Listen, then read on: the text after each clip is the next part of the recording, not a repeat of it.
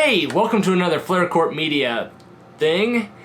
Today I was digging through the archives and came across some footage that I shot about 6 years ago from my time in Switzerland. I spent about a month there, and there was this one road going from, well, one town that I was staying in to the other town I was staying in, and the road was winding up through the Swiss Alps, and I thought it was really cool. And especially since I'm from Nebraska where it's really flat, I wanted to record it and be able to show it people. Well, it never made it to the light of day. I didn't know what to do with it, but now that I have a media production company, I think now's the perfect time to dig it out. So along the way, we're going to go over what it's like to live in a mountainous region and how it's even different from, say, Colorado, because the Swiss Alps are a lot different than the Colorado Rockies.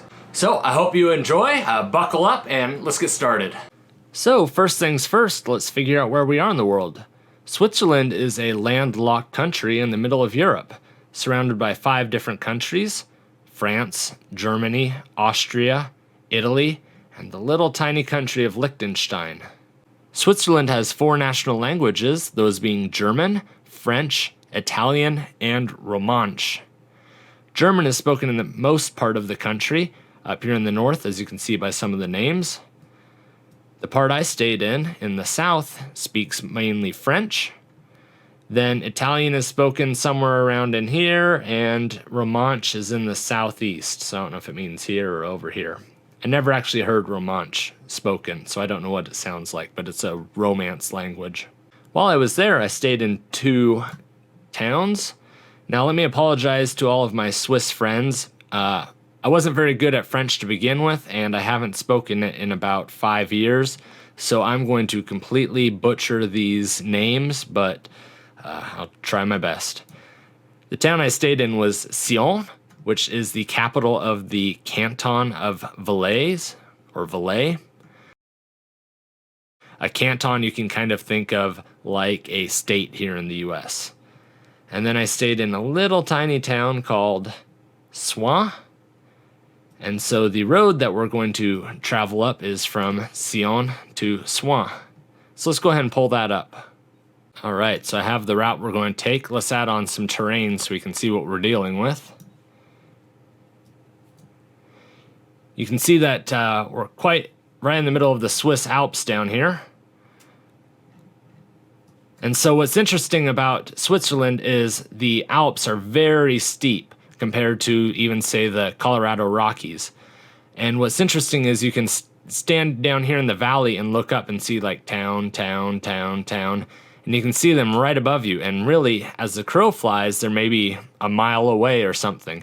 But to get there, you have to go back and forth and back and forth and back and forth, and it ends up taking about 10 minutes to go 1 mile vertically. So that was something that was really interesting, was just how steep this was. So the route we're going to take comes here from the village in the valley, and we're going to work our way up and around the back side of this mountain back here. And so the view is actually blocked off by this here. Otherwise, normally we should be able to see the valley here in the town. There's actually another town somewhere up here called Vez that gives you a nice view of the valley and Sion.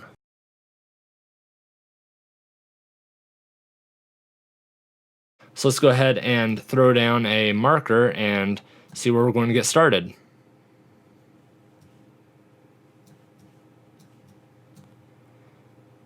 Just have to get out of town here, right up here. So we're going to make our way up through the grapevines for winemaking, around the backside of this mountain, and up to Soins. So let's get started. So here we go. Along the way, if I see anything interesting, I'll do a snapshot like this. Here we are driving through the grape fields just outside of town. The grapes can only grow up to a certain elevation, so they're all down here in the valley. Yeah, Switzerland, they drink a lot of wine. They're in the top 10 in the world in per capita wine consumption. They only export about 2% of what they grow. The other 98% is consumed by them locally. This is running at real time right now, but it would take about 18 minutes for us to get up there, so I'm going to speed it up to about 150%, which is the fastest I feel comfortable going without making people motion sick.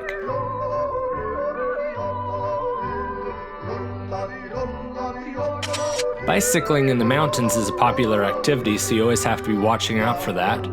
There are a lot of bicycle tours available throughout the country, and near this area they even have a festival each year where people bike down the mountain, stopping at the various towns for drinks in the bar as they continue down to the bottom. Getting drunk and riding a bike with 100-foot drop-offs is something alright.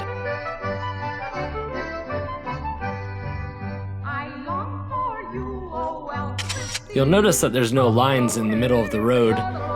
Down here in the valley, there's actually a lot more room on the road, but as we get higher up, sometimes there's not enough room for even 2 lanes. So you just kind of stay on your side and watch out for other cars and make room as you can. Makes it really interesting when you get around buses up top.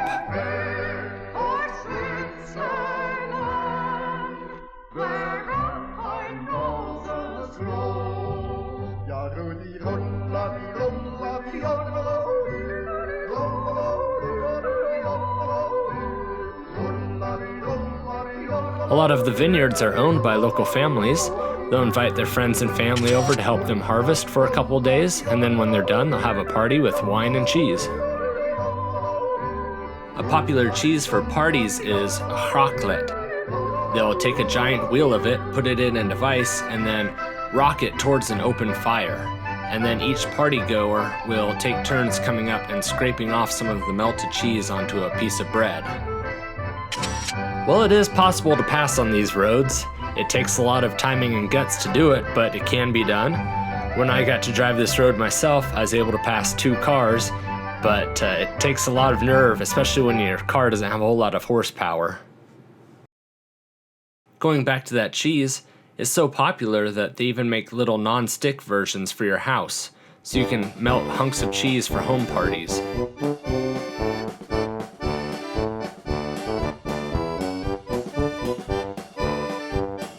The majority of the cars here are manual transmission, so you're in second, maybe third gear most of the way up. At one point I was able to get into 4th gear for about 10 seconds and was really proud of myself, but then had to slow it back down.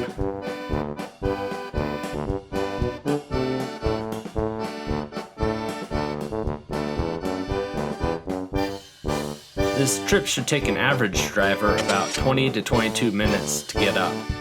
If you're really good, you can probably get around 19 minutes. It took me several tries, but eventually I was able to get near about 18 minutes, and I was pretty proud of that.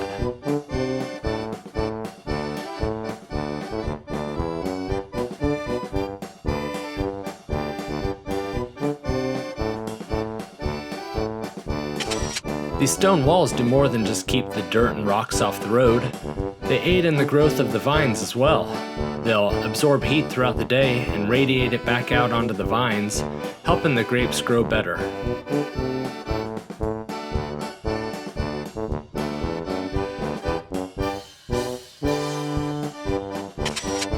This steep little patch of vines on the left is the last we'll see of the grapes.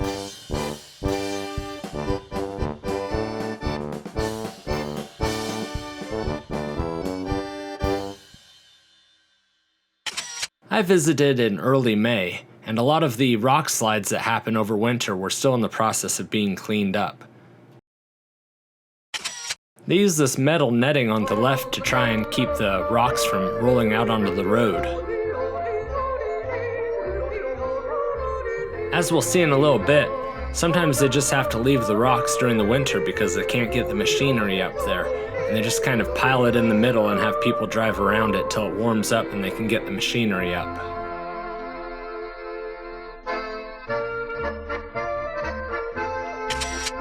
Here's another look at one of those nets. For those people curious, yes, Switzerland does drive on the right side of the road.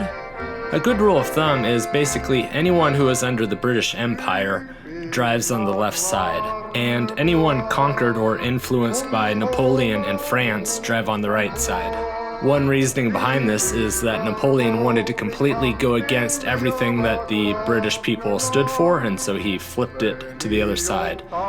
And then America possibly did the same thing, wanting to differentiate themselves from Britain. And so any place that America then influenced also drives on the right side.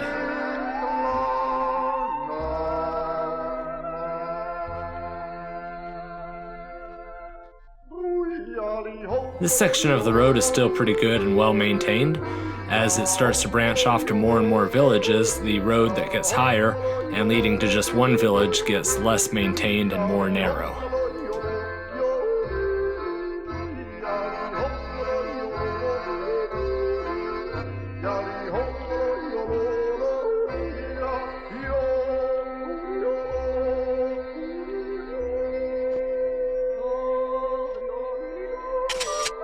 Here at this bend is the entrance to a Via Ferrata, which in Italian stands for Iron Path. They are protected climbing routes found throughout the Alps, so you can go rock climbing.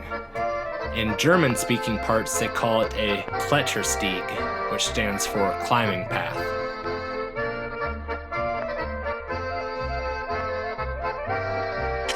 On the right is a mailbox at the head of a driveway that leads down the slope a little ways.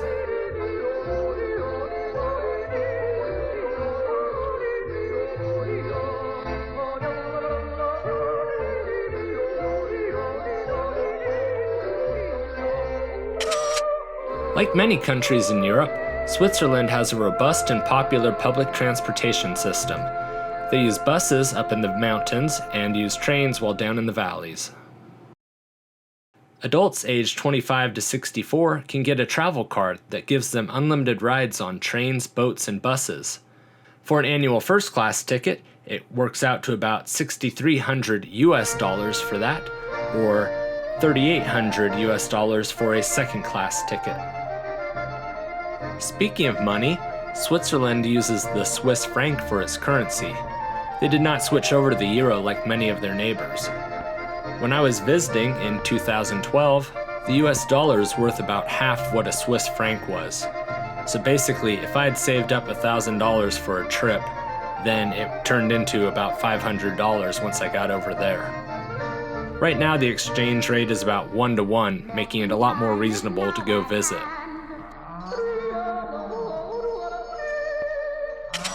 There are several bus stops along the route, usually at junctions leading to other towns, like this one on the left. Usually the towns are small and either not feasible for a bus to service them, or the bus simply can't get up there, so the people have to walk down to the bus stops along the main route.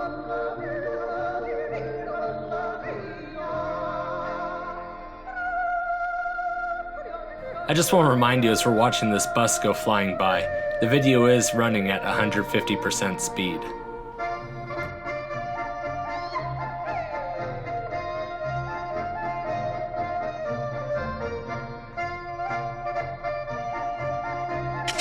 Here on the right is a public garbage drop-off area. That's right, you don't have door-to-door pickup service like we do here. Up in the small villages in the mountains, if your town is lucky enough to have a drop-off area, then you can walk it down there. Otherwise, you have to bring it to one of these drop-off services along the way.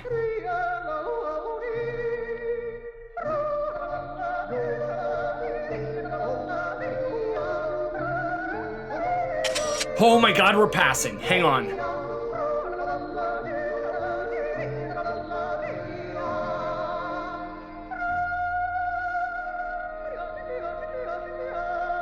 For my geology nerds in the audience, the Swiss Alps formed after the supercontinent Pangaea broke apart. They're made from the sediment of both the Eurasia and African tectonic plates being thrust up. One of the most famous peaks in the Swiss Alps is the Matterhorn, located along the border between Switzerland and Italy near the town of Zermatt. I got to go visit it while I was there near the end of my trip.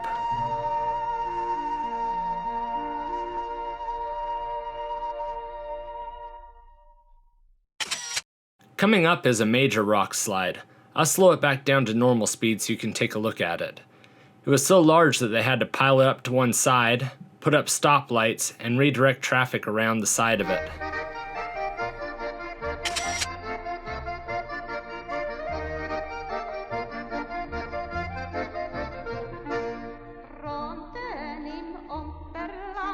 At this point, we are at about 1,280 meters above sea level, or 4,200 feet.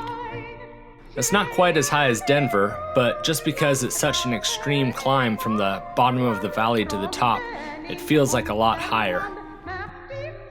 On a mountain across the valley to the right is a ski resort at the top called Theon, and it's known as Theon 2000 because it's 2,000 meters above sea level. This is the village of Mace. In 2008, it had a population of 222 people. I'll slow the video back down here for a second as we go through town. Most of these houses are built right into the mountain partially, so the main floor might have a root cellar dug partially into the mountain to keep things fresh without needing a refrigerator. Also, none of them have air conditioning, even though the temperature can get up to around 85 degrees Fahrenheit or 30 degrees Celsius. The humidity is a lot lower up there than, say, here in Nebraska, so that helps. I'll interrupt myself real fast. There's a mirror there on the pole so that you can see around the corner, make sure no cars are coming. Plus the fact that they are built partially out of very thick stone helps them stay cool throughout the day. If we were to go down into the bottom of the valley and follow it to the back, we would run into the Barrage de la Grande Dixence, or a very large dam. You can actually drive there and see it. It's really interesting to see a dam that big up in the middle of the mountains, I tell you what. If you're wondering how Switzerland managed to stay neutral during both world wars, well, one, there's a treaty that marks it as neutral, but even then they have a policy of very strong defense against anyone who comes near their borders. Yes, this does mean they attacked both Axis and Allied forces during World War II. They also have mandatory conscription into the army. Currently their forces are about 160,000 people, though at one point they were up to 1.5 million strong. Also, they have bunkers dug throughout the mountains that, if rumors are to be believed, the entire population of Switzerland could get into if they needed. In addition to that, they have defensive checkpoints with the policy of making it as difficult as possible for an enemy to advance, creating as many enemy casualties as possible while slowly giving up ground further into the heart of the country. So basically, they make it extremely costly for anyone to try to invade them. As we get close to the end of our journey, I just want to say thank you for watching. I had a great time making this. It was fun getting to relive this vacation, and I hope you enjoyed it as much as I did. Hopefully you learned a little bit about this beautiful country, and I highly recommend visiting sometime if you ever get the chance.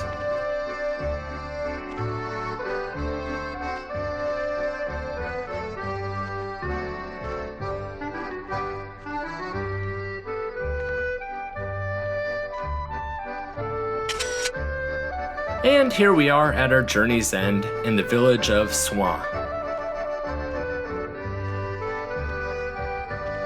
If you enjoyed this video, please give it a thumbs up down below or consider sharing it on social media. While you're doing that, I'd love it if you could click that subscribe button. I'm still trying to hit 100 subscribers, and when I get that, then I can finally change my channel name from youtube.com/randomcharacters to youtube.com/my channel name, which will make it a lot easier to share and get the word out about my channel. And I can only do it with your help.